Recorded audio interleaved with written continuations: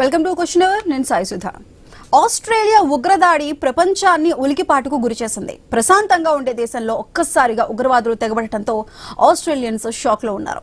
అయితే ఒక వర్గాన్ని టార్గెట్ గా చేసుకుని జరిగిన ఈ ఉగ్రదాడిపై ఉగ్రకోణం ఉందంటున్నాయి ఆస్ట్రేలియన్ నిఘా సంస్థలు. ఇది యూదుల లక్ష్యంగా జరిగిన దాడి అని భావిస్తున్నారు పోలీసులు. ఈ దాడిలో పాల్గొన్న ఉగ్రవాదుల్లో ఒకడు నవీద్ అక్రమ్ అయితే మరో వ్యక్తిని సాజుద్ అక్రమ్ గా గుర్తించారు. వీరిద్దరూ కూడా తండ్రి కొడుకులేనని దర్యాప్తు టీమ్స్ అనుమానిస్తున్నాయి. వీరికి పాక్ తో లింక్స్ ఉన్నట్టు సంచలన నిజాలు బయటకు వస్తున్నాయి. నిందితులు ఇద్దరు పాకిస్తాన్ నుంచి వచ్చినట్టు న్యూ సౌత్ వేల్స్ పోలీసులు ప్రకటించారు. నవీద్ అక్రమ్ మాత్రం నైరుతి సిడ్నీలోని బోన్రిగ్ లో నివసిస్తున్నట్లు తెలుస్తోంది. యూదులను టార్గెట్ గా చేసుకుని దాడికి పాల్పడాలన్న ప్లాన్ ను కొన్ని నెలలుగా చేస్తున్నట్లు పోలీసులు అనుమానిస్తున్నారు.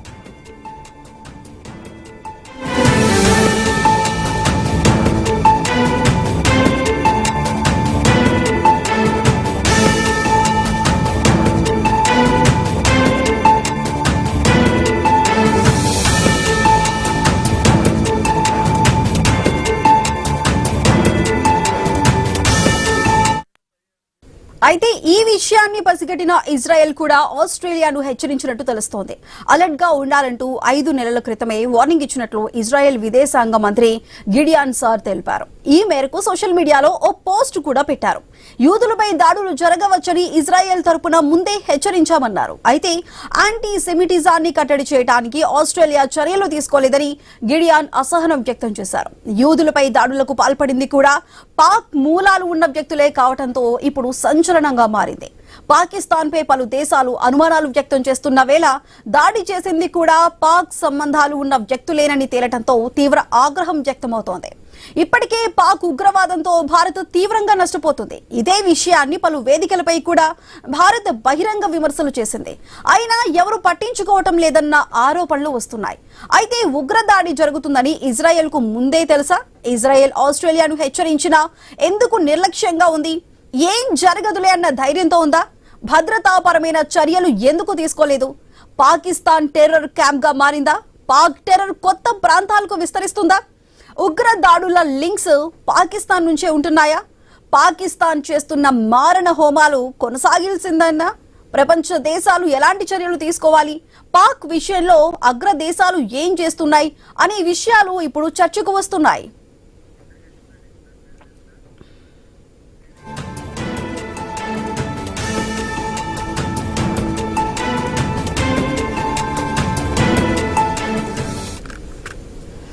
ఆస్ట్రేలియాలో జరిగిన ఉగ్ర దాడికి సంబంధించి ఇప్పుడు మనతో పాటు మాట్లాడడానికి విశ్లేషకులు అంది సత్యం గారు అందుబాటులో ఉన్నారు. అదేవిధంగా రిటైర్డ్ ఆర్మీ కల్నల్ వివి రావు గారు కూడా అందుబాటులో ఉన్నారు.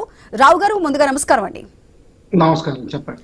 రావు గారు, ఇప్పుడు మనం ఇవి చూస్తుంటే ఇజ్రాయెల్ ముందే హెచ్చరించింది ఆస్ట్రేలియాలో దాడులు జరగచ్చు అంటూ కూడా. అయినా సరే ఆస్ట్రేలియా ఎందుకు లైట్ తీసుకుంది అనే అంశం ఇప్పుడు ప్రధానంగా చర్చకు వస్తుంది. దీనికి సంబంధించి మీరేం చెప్తారండి? ఆస్ట్రేలియాలో ఇంతకుముందే 5-6 దాడులు జరిగినాయి, లేకపోతే ప్రివెంట్ చేయబడ్డాయి. చిన్న చిన్నగా ప్రయత్నాలు ఎప్పుడు చేస్తూనే ఉన్నారా అంటే వాళ్ళకి ఈ మాత్రం అర్థమై ఉండాలి. అక్కడ చాలా స్లీపర్ సెల్స్ ఉన్నాయి. ఎప్పుడు ఎవరు యాక్టివ్ అవుతారు, ఎప్పుడు ఏం చేస్తారు అన్నది చాలా అప్రమత్తంగా ఉండాలని వాళ్ళు గమనించాల్సింది. అయితే వాళ్ళ గవర్నమెంట్ మాత్రం పాలెస్టీనా స్టేట్హుడ్ గురించి ఎక్కువ ఫోకస్ చేయడం వల్ల, తర్వాత డెమోక్రసీ, తర్వాత liberty of speech, privacy laws ఇవన్నీ పెట్టుకుని ఎక్కువ మానిటర్ చేసినట్టు కనిపించట్లేదు. ఇది తప్పనిసరిగా ఆస్ట్రేలియన్ గవర్నమెంట్ ఫెయిల్యూర్ అనే మనం లెక్క పెట్టుకోవాలి. చెప్పండి. సత్యం గారు నమస్కారం అండి. నమస్తే సత్యం గారు, మనం ఆస్ట్రేలియాలో చూసుకుంటే గన్ రూల్స్ కి సంబంధించి రూల్స్ అనేవి చాలా కఠినంగా ఉంటాయి. అలాంటి చోట ఇటువంటి బహిరంగ దాడి జరగడాన్ని ఏ విధంగా చూడాలంటారు? లేదండి, కఠినంగా లేవు. ఇప్పుడు దాడి చేసింది తండ్రి కొడుకులు, అక్రమ్, సన్ ఆఫ్ అక్రమ్. ఇద్దరు తండ్రి కొడుకులు. తండ్రి వయసు 50 ఏళ్ళు, కొడుకు వయసు 24 ఏళ్ళు. తర్వాత తండ్రికి 6 లైసెన్స్డ్ గన్స్ ఉన్నాయి. కాబట్టి 6 లైసెన్స్డ్ గన్స్ ఉన్న తర్వాత టైట్ అని మనం చెప్పలేం. తర్వాత రెండో విషయం ఏంటంటే పాకిస్తాన్ నేషనల్స్ అనేది ఇప్పటివరకు కన్ఫర్మ్ అవుతున్నటువంటి విషయం. కాబట్టి ఒక దేశం అనుసరించే విధానాల బట్టి ఆ దేశం పౌరులు ఎదుగుతూ ఉంటారు. ఆ దేశం యొక్క పౌరుల యొక్క మైండ్ సెట్ కూడా ఉంటుంది. అందుకని పాకిస్తాన్ అనేటువంటిది ఉగ్రవాద కేంద్రం, దాన్ని పెంచి పోషించింది అమెరికా. చుట్టూన్నటువంటి దేశాలని అటు ఆఫ్ఘనిస్తాన్లో జోక్యం చేసుకోవటానికి, ఇటు ఇండియాని ఒత్తిడి గురి చేయటానికి దాన్ని ఒక స్థావరంగా మార్చింది. దాంట్లోంచి ఎదిగినటువంటి పౌరులు దరిదాపు స్వాతంత్రం వచ్చిన కాంచి మనకు ఎక్కువ పెట్టబడి పాకిస్తాన్ తయారు చేస్తుంది. అందులో పుట్టి అందులో ఎదిగినటువంటి యొక్క పౌరులు అటువంటి మైండ్ సెట్టే కలిగి ఉంటారనేది ఒకటి. రెండవది, ఇంటర్నేషనల్ గా ఇవాళ ఈ ఉగ్రవాద సంస్థలు 2-3 సంస్థలు ఇంటర్నేషనల్ ఉన్నాయి, నెట్వర్క్, అల్ఖైదా కానీ ఇతర సంస్థలు. వీటి నెట్వర్క్ కూడా ఎక్కడెక్కడైతే ఇస్లాం నేషన్స్ ఉన్నారు లేదా పాకిస్తాన్ నేషనల్స్ ఉన్నారో వాళ్ళని మానిటరింగ్ చేస్తున్నారు. ఇప్పటివరకు ఆస్ట్రేలియా బయటపడినటువంటి ఇన్సిడెంట్ మీద ఇంటర్నేషనల్ నెట్వర్క్ ఉన్నట్టుగా ఇంతవరకు బయటపడలేదు. కానీ అక్కడికక్కడే వాళ్ళు ఇన్స్పిరేషన్ అయ్యి ఇటువంటి ఉగ్రవాదుల ధరకు అక్కడక్కడ స్లీపర్ సెల్స్ ఉండి ఆలస్యం వచ్చినప్పుడు బయటపడుతున్నారు. ఇప్పుడు దీనికి ప్రాథమికంగా అంచనా ఏమిటంటే ఇజ్రాయెల్ గాజా మీద పాలిస్తాన్ల మీద చేస్తున్నటువంటి దాడి, ముఖ్యంగా ఇజ్రాయెల్ నరమేధం జరిపింది, దరిదాపు 70,000 మంది చనిపోయారు. ఈ వ్యతిరేకత, ఇజ్రాయిలీస్ మీద దాడి చేయాలన్నటువంటి వ్యతిరేకత ఇవాళ వీళ్ళకి కలిగినట్టు అనిపిస్తుంది. కాబట్టి సహజంగానే దరిదాపు 15 మంది చనిపోయారు, ఒక గన్మెన్ చనిపోయాడు. ఆస్ట్రేలియన్ నెట్వర్క్, ఇంటెలిజెన్స్ నెట్వర్క్ కూడా వీక్ గా ఉంది. ఇంతకు మించి మాకేం తెలవండి అని చెప్పేసి ఇవాళ ఆస్ట్రేలియా యొక్క ఇంటెలిజెన్స్ సర్వీసెస్ ప్రకటించినాయి. కాబట్టి ఇంకా థ్రైవ్ చేస్తే, ఇంకా ఎంక్వైరీ చేస్తే అదేనా ఇంటర్నేషనల్ నెట్వర్క్ అనుసంధానించబడినటువంటి వ్యక్తుల వీళ్ళు, లేకపోతే వాళ్ళకే నేషనల్ ఫీలింగ్స్ తోటి పాలస్తీనా మీద దాడి చేస్తారు కాబట్టి అప్పటికప్పటి వాళ్ళంతా వాళ్ళు తయారు చేసి దాడి చేశారా, ఇటువంటి విషయాలన్నీ బయటపడేటువంటి అవకాశం ఉంది. ఏదేమైనా ఆస్ట్రేలియా అంత పెద్ద సీరియస్ గా ఇంటెలిజెన్స్ నెట్వర్క్ కన్సిడర్ చేయలేదు. ఎందుకంటే గతంలో క్రిస్ట్ చర్చిలో ఒకసారి 51 మంది చనిపోయారు క్రిస్ట్ చర్చిలలో. కాబట్టి అటువంటి ఇన్సిడెంట్ జరిగిన తర్వాతనైనా అలర్ట్ ఉండాల్సి ఉండే. ఏదేమైనా ఇప్పుడు పరిస్థితుల్లో ఆస్ట్రేలియా ఇంటెలిజెన్స్ నెట్వర్క్ యొక్క నిర్లక్ష్యం, తర్వాత ఇజ్రాయెల్ పాకిస్తాన్ మీద దాడి చేసిన దానికి ప్రతిగా వీళ్ళు ఇన్స్పిరేషన్ తోటి, వ్యతిరేకత తోటి, ఇజ్రాయెల్ వ్యతిరేకత తోటి ఈ జ్యూస్ మీద దాడి చేసినట్టుగా ఇప్పటివరకు అయితే అనిపిస్తుంది. ఓకే అండి. రావు గారు, ఇప్పుడు మనం చూసుకుంటే ఈ దాడికి సంబంధించి మనకి క్లియర్ గా ఇద్దరు వ్యక్తులు ఈ బహిరంగ దాడిలో, ఇంత ఉగ్ర దాడి నిర్వహించడానికి కారకులని క్లియర్ గా అర్థమవుతుంది. కాకపోతే ఇద్దరు వ్యక్తులు ఈ దాడిలో పాల్పడటానికి ముందు వెనక కుట్రలో ఇంకెవరైనా భాగస్వాములు ఉండి ఉండొచ్చు అంటారా? భాగస్వాములు ఉంటారని తప్పనిసరిగా అనుకోవాలి. ఎందుకంటే ఇది టిపికల్ ఐసిస్ సిగ్నేచర్ కనిపిస్తుంది. కొంచెం లోన్గా, అంటే పెద్దగా నెట్వర్క్ లేకుండా తన దగ్గర ఉన్న ఆర్మ్స్ ఎమ్యునిషన్, ఎందుకంటే ఇందులో ఒకళ్ళకి 10 సంవత్సరాల నుంచి వెపన్ లైసెన్స్ ఉన్నట్టు తెలుస్తోంది. అతనే చాలా సీరియస్గా ఎక్కువ మందిని చంపడం జరిగింది. వేరే కొడుకు అయితే కరెక్ట్గా ఫైరింగ్ చేయలేక ఎవరో సివిలియన్ అతన్ని కంట్రోల్ చేయడం వల్ల ఆ కంట్రోల్ని తప్పించుకోలేకపోవడం, అంటే ట్రైనింగ్ అంత లేదనిపిస్తుంది. సో ఇది ఐసిస్ సిగ్నేచర్. మామూలుగా వీళ్ళకి నెట్వర్క్ మాత్రం 100% ఉంది. లేకపోతే ఇటువంటి పరిస్థితుల్లో హనుక్కా అనే ఫెస్టివల్ జరుగుతుంది, మీకు ఇక్కడ ఆస్ట్రేలియాలో దాడి చేయాలి అనే క్లియర్ ఇన్స్ట్రక్షన్స్ వస్తేనే కానీ వాళ్ళు చేసే పరిస్థితి తక్కువ అనిపిస్తుంది. అలాగే కార్లో ఒక ఐఈడి కూడా దొరికింది. ఐఈడి వాళ్ళు వాడలేదు ఇప్పుడు వరకు. ఆ ఐఈడి ఎందుకు వాడలేదు అన్నది కూడా మనం ఆలోచించాలి. ఎందుకంటే ఒక థర్డ్ పర్సన్ ఉన్నాడా లేదా అన్నది కూడా ముందర సందేహం వచ్చింది. ఆస్ట్రేలియన్ పోలీస్ అయితే లేరని చెప్తున్నారు, కానీ ఒకళ్ళ ఐఈడి చూస్తే మాత్రం, కార్లో ఉన్న ఐఈడి చూస్తే మాత్రం నాకు థర్డ్ పర్సన్ కూడా ఇన్వాల్వ్డ్ అనిపిస్తుంది. చెప్పండి. ఓకే సత్యం గారు, మనం చూసుకుంటే యావత్ ప్రపంచంలో ఎక్కడ ఎటువంటి ఉగ్ర కదలికలు కనిపించినా సరే వాటి బీజం మనకి పాకిస్తాన్ లోనే కనిపిస్తుంది. అయినా సరే ఇంకా అగ్ర దేశాలు ఎందుకు ఇంకా లేట్ చేస్తూనే ఉన్నాయి, ఎందుకు స్పందించట్లేదంటారు? ఇప్పుడు అగ్రదేశాలు వాళ్ళ అవసరార్థం ప్రోత్సహిస్తున్నారండి. అందుకని వాళ్ళు సిన్సియారిటీ లేదు. పాకిస్తాన్లో తాలిబాన్ను ప్రోత్సహించింది అమెరికా, ట్రైనింగ్ ఇచ్చింది అమెరికా.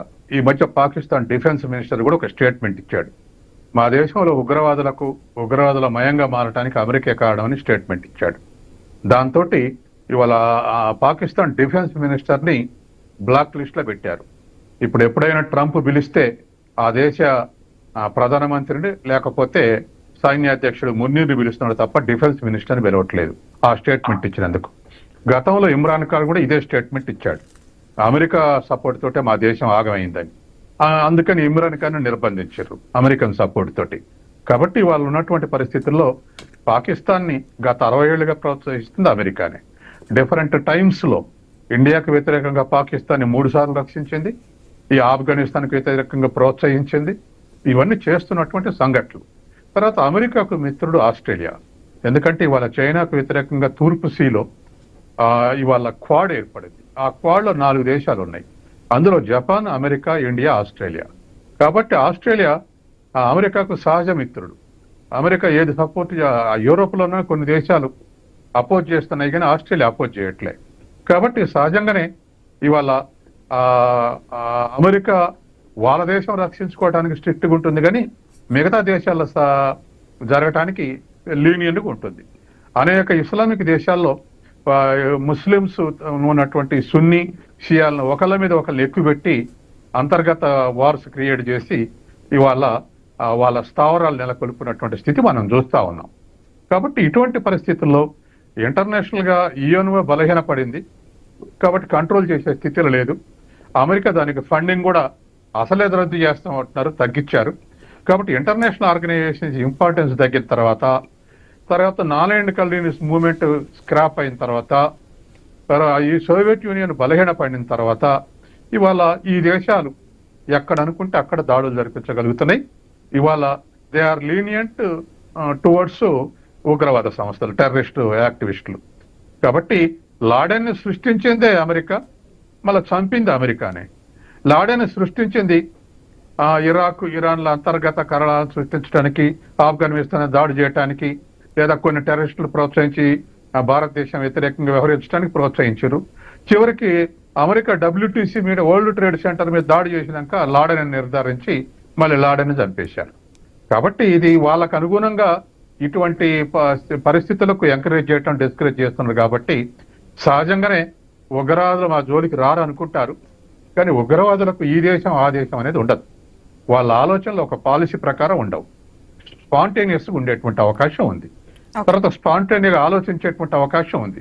ఇవాళ యూదులు అక్కడ ప్రార్థనలు చేస్తున్నారు సిడ్నీలు అంటే అది సహజంగానే వాళ్ళకు పాకిస్తాన్ మీద ఇజ్రాయెల్ దాడి గుర్తొచ్చింది. ఇంటర్నేషనల్ నెట్వర్క్ కూడా ఉంటే బయటపడుతుంది, ఖచ్చితంగా బయటపడే అవకాశం ఉంది.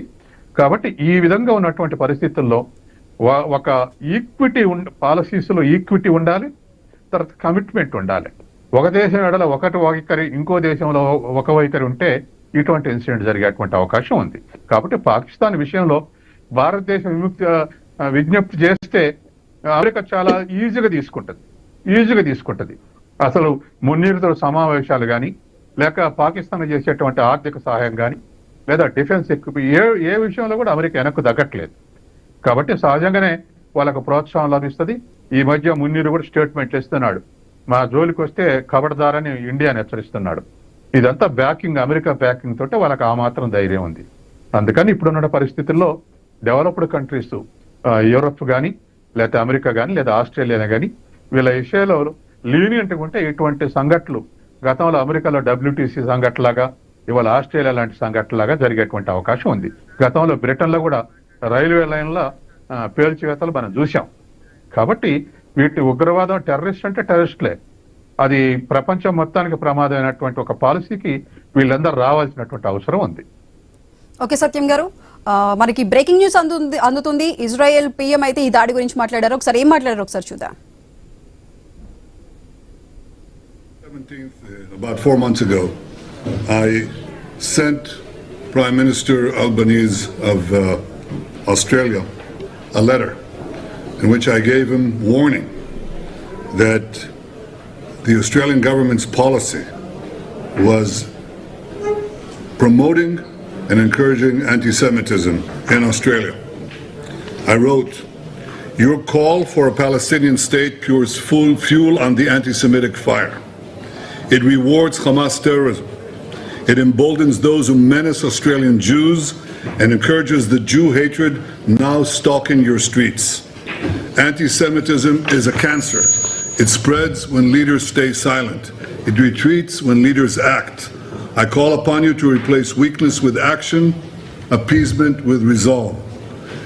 Instead, Prime Minister, you replaced weakness with weakness and appeasement with more appeasement. On August 7th.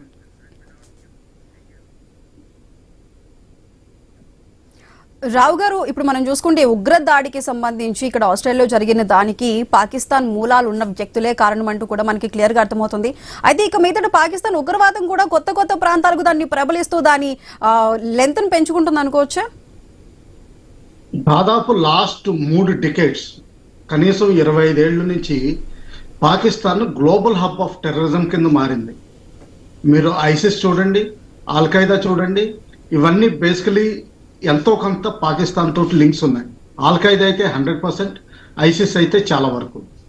ఈ మధ్యన వాళ్ళు పాకిస్తాన్ను హమాస్ క్యాడర్స్ని రప్పించి ఎల్ఈటి జేఈఎం పార్టీలతోటి ఒప్పందాలు, అంటే ఒక ఎంఓయు టైప్ చేసుకున్నట్టు కూడా రిపోర్ట్స్ వచ్చినాయి, వీడియోస్ కూడా కనిపించినాయి. హమాస్ లీడర్స్ పాకిస్తాన్ రావడం, ఎల్ఈటి లీడర్స్ని కలవడం, ఇవన్నీ కూడా.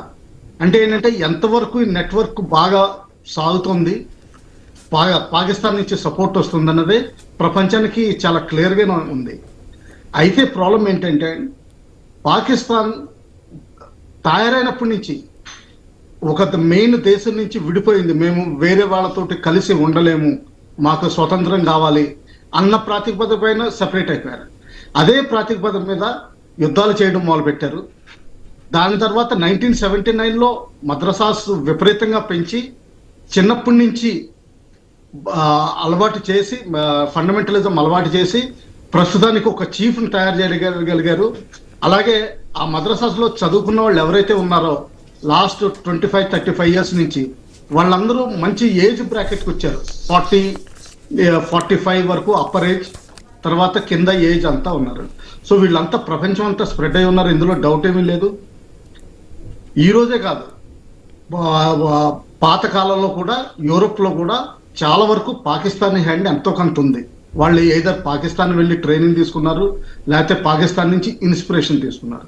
వీళ్ళు కూడా ఇప్పుడు పాకిస్తాన్ నుంచి వెళ్ళి ఆస్ట్రేలియాలో లో లెవెల్ జాబ్స్, ఒక బ్రిక్ లేయర్ లేకపోతే ఫ్లవర్ సెల్లర్ అటువంటి జాబులు చేస్తా ఇటువంటి పనులకి చేరుకుంటున్నారంటే తప్పనిసరిగా పాకిస్తాన్ ఇన్ఫ్లుయెన్స్ 200% ఉంది ఇందులో.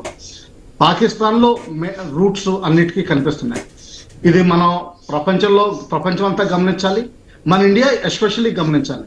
ఎందుకంటే ఇప్పుడు రానున్న 15-20 రోజుల్లో మేజర్ ఫెస్టివల్స్ వస్తున్నాయి, రిలాక్సేషన్ పీరియడ్, ఎంటర్టైన్మెంట్ పీరియడ్ వస్తున్నాయి. ఇవి చాలా అనువైన సమయం వాళ్ళకి అటాక్ చేయడానికి. జాగ్రత్తగా ఉండాలి. చెప్పండి సత్యం గారు, మనం ఇప్పుడు చూసుకుంటే ఇప్పుడు జరిగింది యూదుల కార్యక్రమానికి సంబంధించి టార్గెట్ చేసుకొని ఇక్కడే చేయాలి అంటూ కూడా వాళ్ళు ఈ దాడి నిర్వహించారా, లేదంటే దాడి చేయాలనే కార్యక్రమంలో ఈ యూదుల కార్యక్రమాన్ని ఉపయోగించుకున్నారంటారా? వాళ్ళకు ఇప్పుడు ఒకటేనండి, డైరెక్ట్ ఇంటర్నేషనల్ నెట్వర్క్ తోటి పని ఉండాల్సిన పని కూడా లేదు.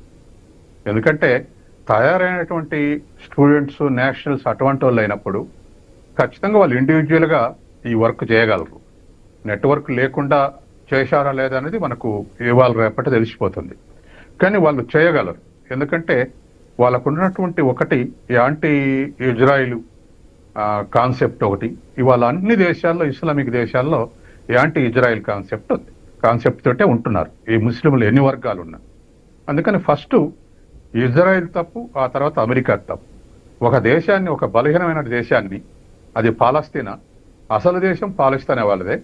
యూదులకు దేశం లేదని ఇజ్రాయెల్ని సృష్టించారు 1948లో. ఒక సృష్టించినటువంటి వాళ్ళకు, ఒక యూదులందరికీ ఒక ప్లేస్ కావాలని సృష్టిస్తే అసలు ఇజ్రాయెలే అసలు దేశాన్ని, మాతృదేశాన్ని ఆక్రమించి మాదే దేశం అంటుందంటే ఎంత అన్యాయం. దానికి సపోర్టింగ్ అమెరికా ఆయుధాలు, తర్వాత ఆర్థిక సాయం అందిస్తూ దీన్ని ప్రోత్సహిస్తుంది. ప్రపంచవ్యాప్తంగా ఇస్లామిక్ దేశాలకు కానీ, ఇస్లామ్స్ కానీ దీని వ్యతిరేకత కొనసాగుతుంది. ఇది కూడా ఒక కారణం. ఎందుకంటే ఈ టెర్రరిజం, ఇస్లామిక్ టెర్రరిజం అనేటువంటిది వాళ్ళని నిందించడానికి వీల్లేదు.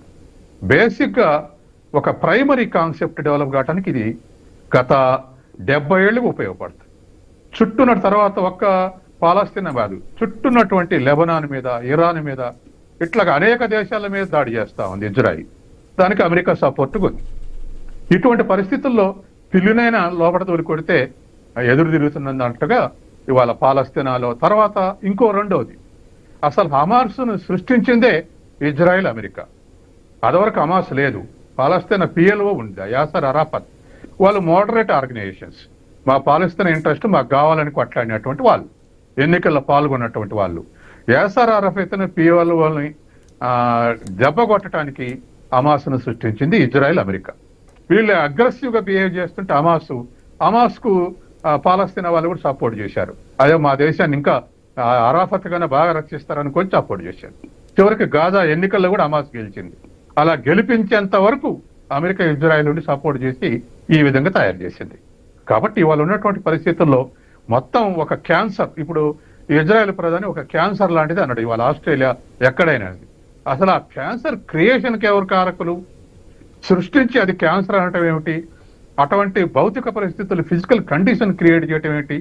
కాబట్టి ఈ ఆస్పెక్ట్ లో ఖచ్చితంగా అమెరికా, ఇజ్రాయిల్, తర్వాత ఆస్ట్రేలియా లాంటి దేశాలు కూడా సెల్ఫ్ క్రిటిసిజం తోటి ఆలోచించాల్సినటువంటి అవసరం ఉంది. కాబట్టి అటువంటి పరిస్థితులు లేకుండా చేస్తే ఇటువంటిది వెనకపట్టు పెట్టేటువంటి అవకాశం ఉంది. ఓకే సత్యం గారు, థ్యాంక్ యూ సో మచ్ అండి. వివి రావు గారు, థ్యాంక్ యూ అండి. సో మనం చూసుకోవచ్చు, ఆస్ట్రేలియాలో జరిగిన ఈ ఉగ్రదాడి ప్రపంచాన్ని కలవరపాటుకు గురిచేసింది. ఈ ఉగ్రదాడిలో కూడా 2 వ్యక్తులు పాల్గొని దాదాపు 16 మంది మరణానికి కారణమయ్యారు. ఇంకా చాలా మంది హాస్పిటల్లో ట్రీట్మెంట్ కూడా తీసుకుంటున్నారు. అయితే అందులో ఉగ్రదాడికి పాల్పడిన వారిలో ఒకరు మరణించగా ఇంకొకరు ఆస్ట్రేలియన్ పోలీసుల కస్టడీలో ఉన్నారు. అసలు ఓవరాల్ గా అసలు ఈ కార్యక్రమాన్ని టార్గెట్ చేసుకుని ఉగ్రదాడి చేయడానికి గల కారణాలు ఏంటి, టార్గెట్ ఏంటి అనే విషయాలను అయితే దర్యాప్తు చేసే కోణంలో ఆస్ట్రేలియన్ పోలీసు అధికారులు అయితే ఉన్నారు. ఇది వాళ్ళ question hour. Keep watching i news. మీతోనే మీ వెంటే.